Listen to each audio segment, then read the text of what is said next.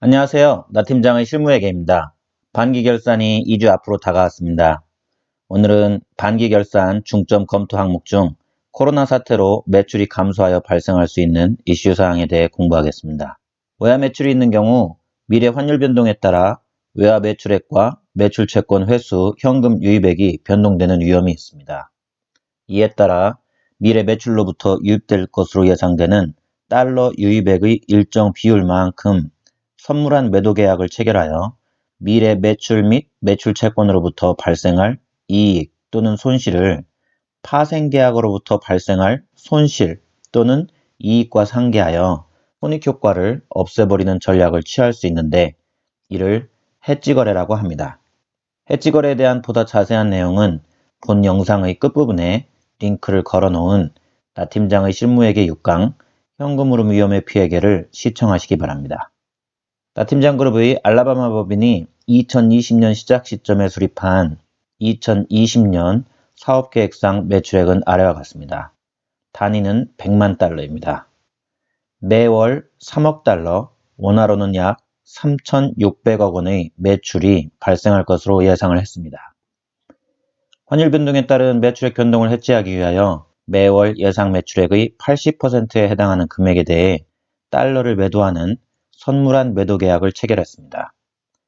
미래 예상 매출액의 몇 퍼센트를 해지를 할 것인가에 대해서는 회계기준에서 정해진 룰이 없으며 회사가 정책적으로 결정하면 됩니다. 매월 시간이 지남에 따라 실제로 발생한 매출은 아래와 같습니다. 사업계획은 계획이므로 실제 매출은 계획과는 약간씩 다르게 나타날 것입니다. 3월달까지는 미국 알라바마 공장은 코로나로 인한 영향이 거의 없어서 사업계획과 거의 비슷한 매출이 발생했습니다.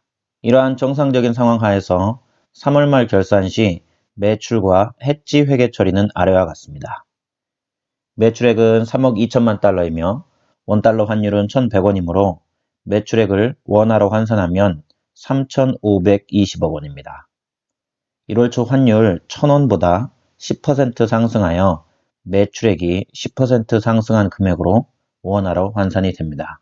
선물한 매도 계약으로 인한 해지 거래에서 발생한 손실은 아래와 같습니다. 계약 금액 2억 4천만 달러 곱하기 1월 초와 3월 말까지 환율 변동폭, 즉 3월 말 1,100원 빼기 1월 초 1,000원은 100원이 환율 상승폭입니다. 두 숫자를 곱하면 해지 손실은 240억이 나옵니다. 1월 초 환율보다 10% 상승하여 선물한 매도 계약에서 10% 손실이 발생하였습니다.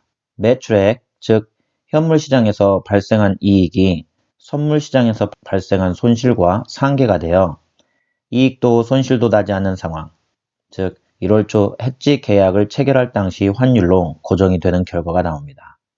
물론 이는 매출액 중 선물한 계약을 체결한 80% 부분이 그렇게 된 것입니다. 100%를 체결하지 않고 80%만 체결을 했으므로 80%만 고정이 되었으며 나머지 매출액 부분은 환율 변동에 따라 매출액이 증가하였습니다. 회계 처리는 아래와 같습니다. 1월부터 3월까지 매출이 발생하기 전에는 매출 회계 처리는 없습니다.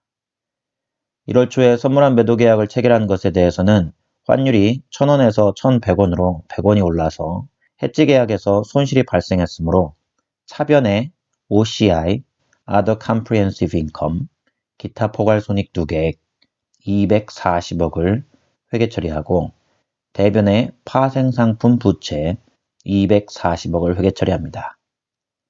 그리고 나서 3월에 매출 회계 처리가 기록되면 차변에 기록되었던 OCI, Other Comprehensive Income, 기타 포괄손익 2계획 240억 원을 대변으로 회계 처리하여 없애고 그 금액만큼 차변에 매출액을 기록하여 감소시켜줍니다.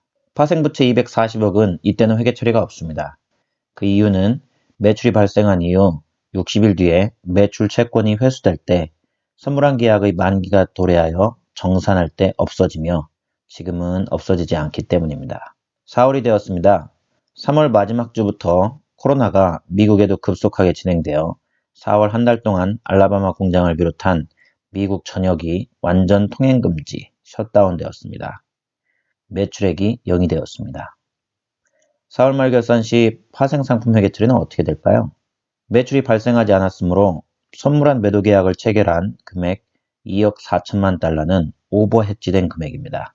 3월 말 결산 시에는 선물한 매도 계약에서 발생한 손실을 매출 차감으로 회계 처리하였으나 4월에는 매출이 발생하지 않아 오버 해지되었으므로 매출 차감하면 안 되고 파생상품 평가 손실이라는 영업의 비용으로 회계 처리를 해야 합니다. 올해 상반기에는 환율이 상승하는 추세였으므로 파생계약에서는 손실이 나서 매출의 감소 회계처리를 했어야 했는데 오버해지된 부분은 매출의 감소가 아닌 영업의 비용으로 회계처리를 하는 것입니다. 물론 매출의 감소가 파생 손실보다는 훨씬 더 크므로 파생 손실이 난다고 하더라도 당연히 코로나 사태가 없어서 오버해지되는 상황이 발생하지 않았어야 했지만 매출액 계산을 할 때 파생 손실이라도 건지자는 얘기입니다. 요약하면 반기 결산 시 코로나 사태로 인해 매출이 감소한 달의 해지가 오버해지 되었는지 여부를 파악한 후 오버해지가 되었다면 그 부분에 대해서는 위험의 피해계를 적용하지 말고 파생 손익을 영업의 비용으로 회계 처리하는 것을 잊지 말아야 합니다. 다음 시간에도 함께 공부하실 분들은 구독, 좋아요를 눌러주세요. 감사합니다.